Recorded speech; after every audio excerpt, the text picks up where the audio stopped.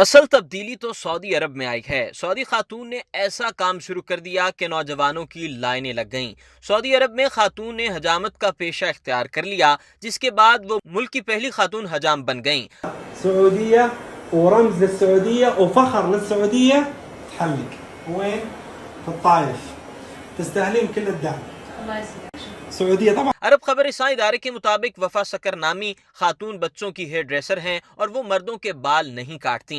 वफा की अपने सैलून में बच्चों के बाल तराशते हुए वीडियो भी सोशल मीडिया पर वायरल हुई है। वफा का कहना था कि उनका सैलून ताइफ शहर के एक माल में वाक़ है, जो फिलहाल लाइसेंस रीन्यू होने की वजह से आर्जी तौर पर बंद है, लेकिन मुकामी हुकाम से मंजूरी के बाद सैलून दोबारा खोल दिया जाएगा। अरब मीडिया के मुताबिक खातून ने बतौर हेयर ड्रेसर कई साल काम किया है और काम के दौरान बच्चों का ख्याल रखने के हवाले से उनके काम को सराहा जाता है। वफा का कहना था कि बतौर खातून हेयर ड्रेसर उनकी मौजूदगी एक गैर मामूली बात है और कई मरतबा इन्हें सोसाइटी में इस हवाले से अच्छे तजुर्बे का सामना नहीं रहा, क्योंकि सोसाइटी में लोग खवातीन को टीचर और नर्स देखने के आदी हैं। उन्होंने मजीद कहा कि हमारी सोसाइटी ने इस हकीकत को तस्लीम नहीं किया है कि खवातीन हर शोबे में बासलाहियत अंदाज में काम कर सकती हैं। अगर आपने अभी तक हमारा चैनल सब्सक्राइब नहीं किया तो अभी सब्सक्राइब करें और बेल आइकॉन को क्लिक करके हमारी लेटेस्ट वीडियोस के बारे में अपडेट जानें।